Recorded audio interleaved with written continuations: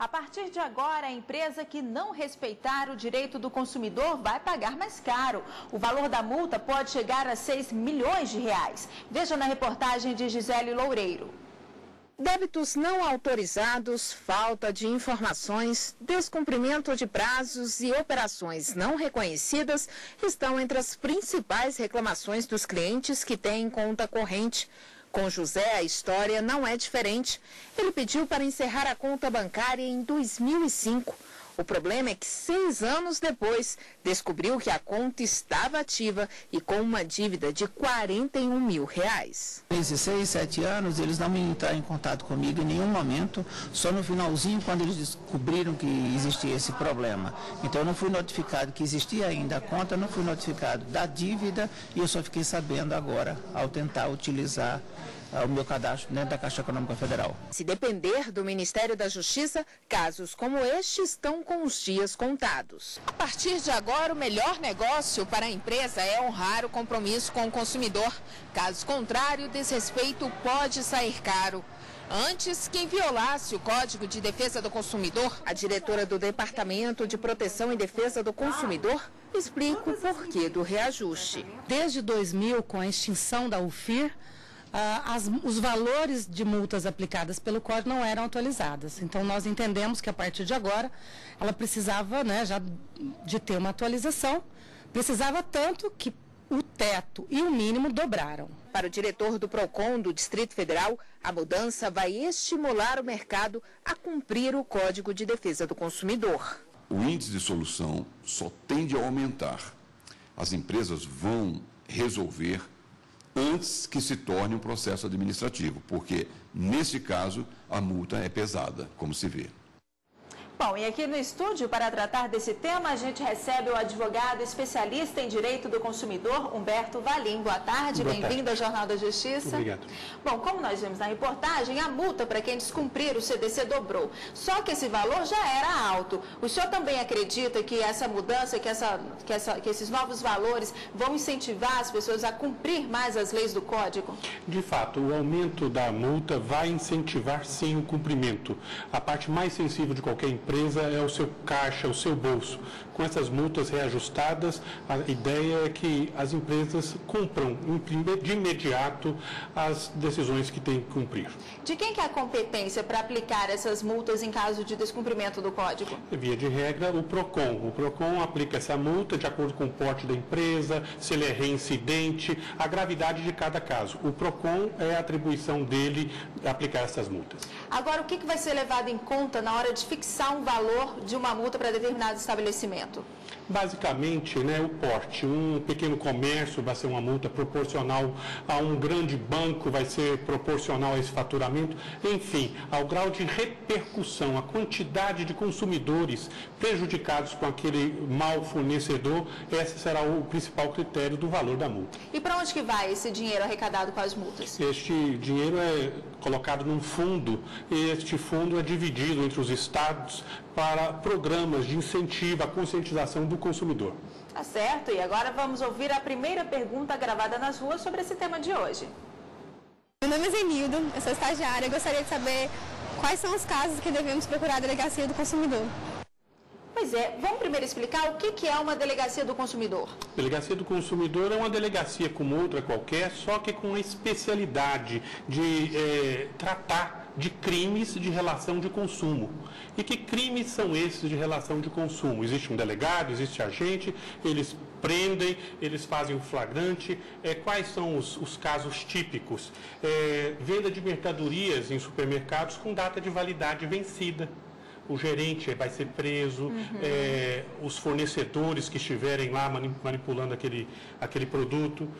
Casos como exercício ilegal de uma profissão. Às vezes você acha que está sendo consultado por um dentista e é um estagiário. Às vezes é um síndico ou um porteiro se passando por um corretor de imóveis, um corretor de seguro, oftalmologista, é muito comum. Às vezes é um técnico fazendo um exame detalhado de você e, na verdade, ele não poderia exercer essa profissão. Crimes como a venda de gás sem autorização, enfim, são condutas que traduzem crimes na relação de consumo. E agora, respondendo à dúvida da telespectadora, em que casos que deve procurar a delegacia ou o PROCON? Casos onde se tem uma gravidade. Por exemplo, um medicamento, você compra um medicamento e descobre que aquele medicamento é trocado, às vezes falsificado, um medicamento com data de validade vencida, enfim, uma carne que você compra e verifica que ele não tem o selo da inspeção federal, ou seja, ela foi abatida de forma clandestina. Tudo aquilo que tem uma gravidade no consumo que possa causar um dano, principalmente à saúde do consumidor, deve ser levado à delegacia do consumidor. E essa delegacia ela já atua em todo o país? Tem em todas as cidades uma sede física? A delegacia ela é uma especialidade das delegacias. Ela existe na grande maioria das cidades acima de 100 mil habitantes. É uma delegacia onde só trata de relações de consumo. Tá certo, e temos agora mais uma dúvida para responder. Confira. Meu nome é Diego, sou estudante e para acionar uma empresa eu preciso procurar primeiro o PROCON ou as pequenas causas? Qual a diferença também nessa situação? Que casos devem ir para as pequenas causas ou que casos devem ser dirigidos direto ao PROCON? Casos ao PROCON seriam casos onde teria uma abrangência maior, não só daquele consumidor específico, mas de uma certa coletividade. Ou seja, os casos levados ao PROCON vai levar, em última instância, a uma multa administrativa para a empresa, que essa multa vai ser paga e revertida em benefício de toda a sociedade.